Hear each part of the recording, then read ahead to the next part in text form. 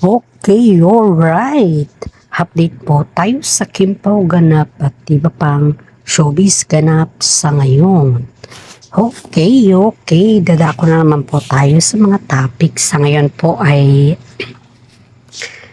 wala na po tayong magagawa kila Paolo Avellino at saka si Kim Chiu dahil bukod tangi na po si Paolo para kay Kim Chiu. Kagabi kasi po ay spotted si Paolo Avellino sa hospital na magdamag siyang nagbantay nung naksidente si Kimi, at hindi lamang po yan.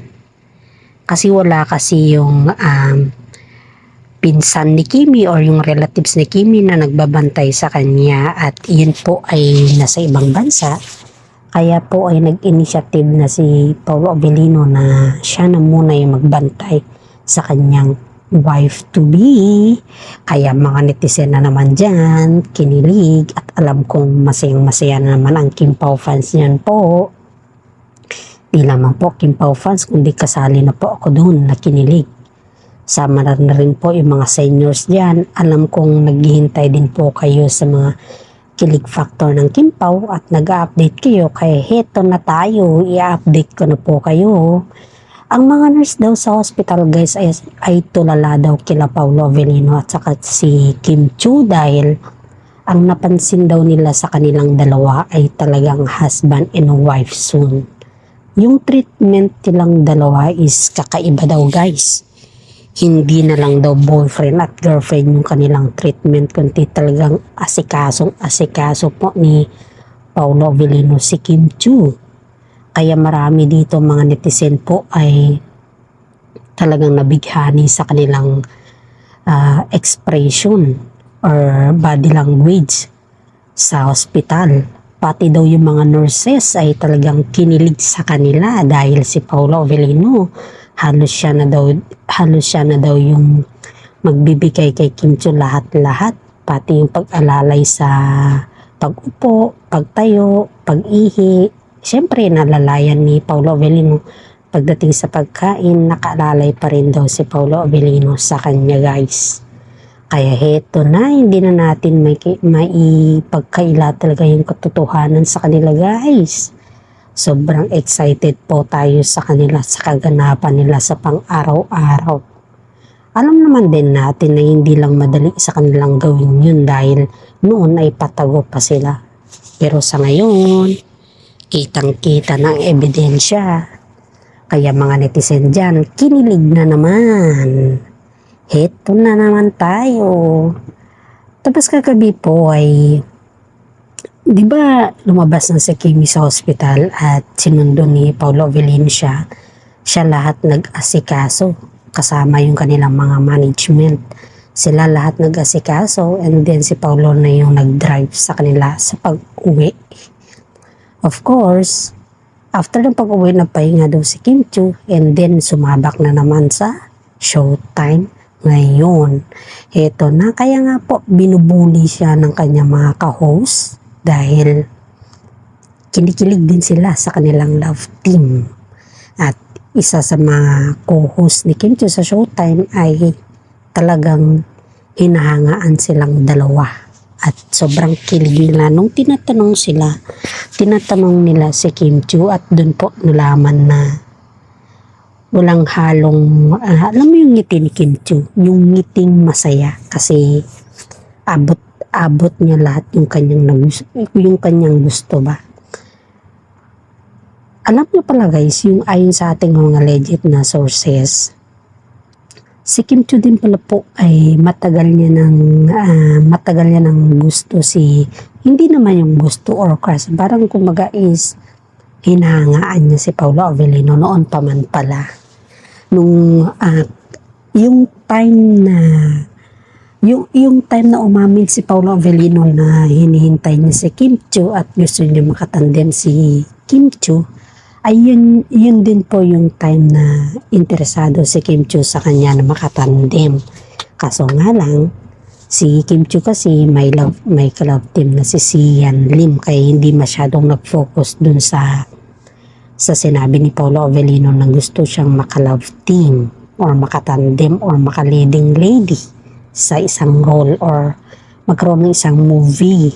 And then after that, sekreto niya palang hinangaan si Paolo Avellino, and at the same time, si Paolo Avellino din po ay matagal niya nang hinahangaan si Kim Chiu sa lahat ng bagay.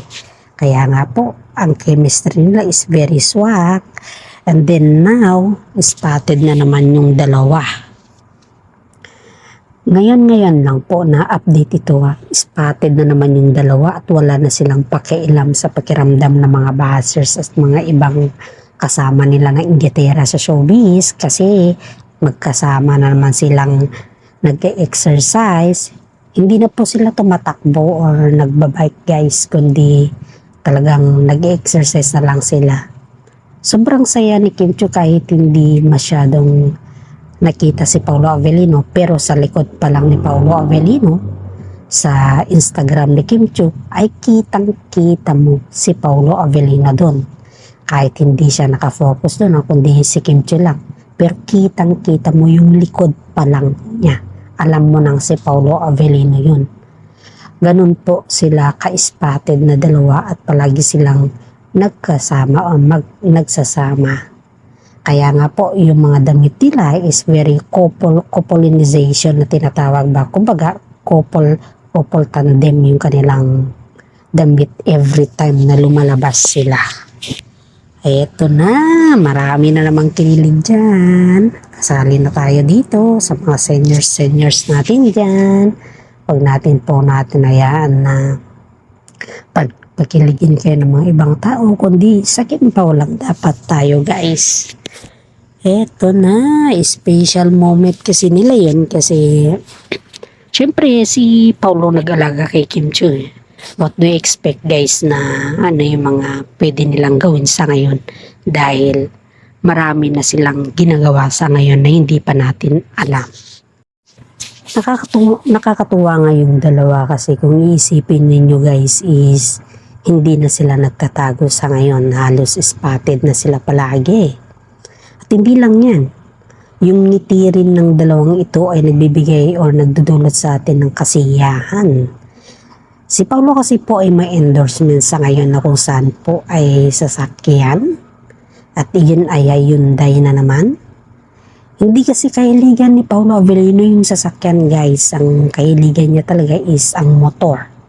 Pero dahil may endorsement siyang ganon, nag-endorse siya ng sasakyan, ay sinabihan siya ni Kim Chiu na bibili siya ng Hyundai na kung saan po ay yun yung kanilang ini-endorso. Ngayon, may sekreto itong dalawa at may sharing sila sa sasakyan guys. Alam mo, may parang kumbaga investment silang sasakyan. Ayon po sa ating legit na sources to guys. Ang investment nila sa ngayon na pinaghatian talaga nila is, aware kayo dito, it's a car. Ayun po yung idea ni Kim Chiu kay Paolo Avellino. Para sa ganun ay yung tandem nila is magkaroon ng colorful at hindi pitiful. Okay, ang ganda, ang sarap sa pakiramdam guys na may investment silang sasakyan at iyon yung ginagamit ni Paolo Avellino pag nagsusundo kay Kimi. Dahil yun po ay investment nilang dalawa at maraming mga netizen na naman dito ang natutuwa dahil noon sinasabi ko, noon kasi si Kimi is very focused sa kanyang mga achievement. At si Sian Lim kasi parang insecure din si Sian Lim sa kanya noon dahil siyempre ang daming project ni Kimi Saka si Sian Lim kasi hindi siya masyadong ma-project. Wala din kay Sian Lim. Parang yung pangalan lang ni Sian Lim is nakadikit lang sa pangalan ni Kim Chiu. Please comment down below po kayo guys kung talagang confirm kayo dyan na opinion ko. Kasi yan po yung ayon sa ating legit na sources ay sinabi niya talaga direct to the point na yung pangalan ni Sian Lim ay nakadikit lang sa pangalan ni Kim Chiu. Dahil dito, maraming nag-aabang sa Kim Pao dahil isipin mo 12 years na nakatikit yung pangalan ni Sian Lim kay Kim Chiu. Ni bihira lang yung kanilang mga project. Samantala itong si Kim Pao na to, ang lakas ng chemistry, tapos angat-angat kaagad yung project, kaliwat kanan ang endorsement, at saka inaabangan talaga sila ng mga Pilipino, mga madlang Pilipino dyan, mga fans natin dyan, inaabangan talaga sila. Kaya dito natin makikita na lahat ng mga Kim Pao update ay suportado nilang lahat ito. At nagpapasalamat din po ang mga tambalang Kim Pao at saka kanilang management dahil hindi po tayo pinitiwan o hindi po tayo bumitiw sa kanila. Kaya isipin mo to guys, kaliwat kanan yung endorsement ng Kim Chiu dahil marami silang blessings at dahil yan po ay nagpakatotoo sila sa kanilang sarili. Walang halong biro or walang halong kalokohan yung kanilang pinapakita sa kanilang fans at saka sa madlang people, kaya halos yung mga blessings sa kanila ay naabot kamay na po nila. At hindi lang yan, sobrang bait din nila. Hindi sila matapobre or nagtatapak ng tao o nagtatapak ng mga fans. Dahil dyan, dumarami talaga yung kanilang blessings guys. At hindi natin yan kumbaga hindi natin yan i-deny, kundi kitang-kita naman talaga yung resulta sa kanila. Okay, blind items tayo guys blind items tayo. Itong blind items ko guys is i-connect po natin ito kila Kimi at Paolo Avellino. Kasi may isang fans kasi na binigyan daw o regalo, hindi naman regalo, kundi kaya is isang hirit lang daw na parang pa-joke style na hiniling daw yung sombrero ni Paolo Avellino, and then yung sombrero na yun is si mismo si Kim Chiu ang nagbigay dun sa fans. Walang halong gaba-gaba or walang halong doubting. Talagang nung pagsabi ng fans na yun, nakipag-picture pa yung fans, binigay ka agad yung sombrero ni Paolo Avellino. And yet, ang response daw ni Paolo Avellino, it's okay, just only a cap. Kaya itong fans na to, kinaril talaga yung sombrero at ginamit, nagpa-picture pa. Talagang swerte niya guys. Grabe yung swerte niya dito guys. Kitang-kita natin dito. Halos lahat binigay ni Paolo Avellino sa kanya para lang ma-appreciate yung fans ang tambalan. Pero see to it first naman guys na sobrang bait ng tambalang Kim Pao kasi wala silang katsetseboretse. Hindi kagaya ng may iba guys na kung humingi yung mga fans ilang araw bago nila ibibigay. Ito talagang on the spot talaga, kaya wala silang masasabi. Kaya maraming mga fans sa kanila ang naging idolo dahil sa kabutihang loob nila, at hindi lamang po yan, ay marami din sa kanila ang gusto ang tambalang Kim Pao dahil sa kanilang very humbleness. Okay, dadako po tayo sa ibang topic about sa kanila. Guys, kung nagustuhan niyo po yung aking content, paki-like, subscribe, at hit na din yung notification para ma-update po kayo sa pang-araw-araw ninyo sa aking content. Okay, ito na naman yung blind items natin. Hindi pala to blind items guys pala. It's a vocal. Ayon pala sa ating mga legit na sources ay ang mami ni Paolo Avellino nag-aalala din pala kay Kimi sa hospital. Kasi nag-text pala yung mami ni Paolo Avellino at kinumusta si Kimi kung okay lang pala siya. Kasi nga daw, willing daw yung mami ni Paolo Avellino na magbantay kay Kimi sa hospital. Ang sweet naman guys. Pati yung mami ni Paolo Avellino talagang nakasubaybay din sa kanila. Wow na wow, talagang botong-boto. Pakiramdam talaga natin sa kanila is wala nang talagang may ending ang mga to. Supportive din ang nanay ni Paolo Avellino kay Kimi. Isipin mo yan na yung nasa hospital si Kimi, yung magiging manugang niya is talagang supportive din at nangungumusta talaga.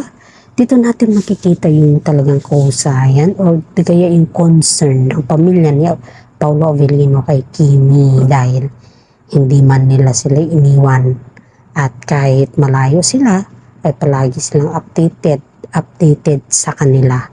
Isipin mo guys ngayon ko lang narinig na may nangungumusta at willing na mag-alaga kay Kim sa hospital. Ni minsan wala akong narinig sa part ni Sian Lim na ganyan. Only Paulo. Kaya dito natin nakikita na talagang wala silang masasabi sa tambalang Kim Pao kundi excited na ang lahat sa kanila. Kasalan na po tayo dyan. Marami na naman dyan ang kinilig at very excited. Kaya dito natin matatagpuan ang totoong pagmamahal. Ayan nga yung kasabihan na if you believe in yourself, you achieve more than everything. Yun po yung kasabihan natin kasi kung niwala ka sa sarili mo, ay ma-achieve mo lahat yung gusto mo. Mag-effort ka lang. Kaya mga effort ni Kim Cho at saka si Paolo Avellino ay sobrang sobra. Kitang-kita naman at may mga ebidensya naman tayo dyan guys. Kaya eto na, kitang-kita natin, lahat ng yan ay makikita natin sa sokmed nila at hindi lang sa sokmed kundi sa kanilang mga body languages. Kaya eto na tayo, pakikiligin natin ang lahat sa ating mga update for today dahil marami talaga nag-aabang sa ating update. Kaya sa mga hindi pa nakapanood dyan, manood po kayo simula hanggang dulo dahil yan po ay may mga legit na sources po tayo. Kaya hanggang dito na lang po ang aking update. Maraming salamat at God bless po.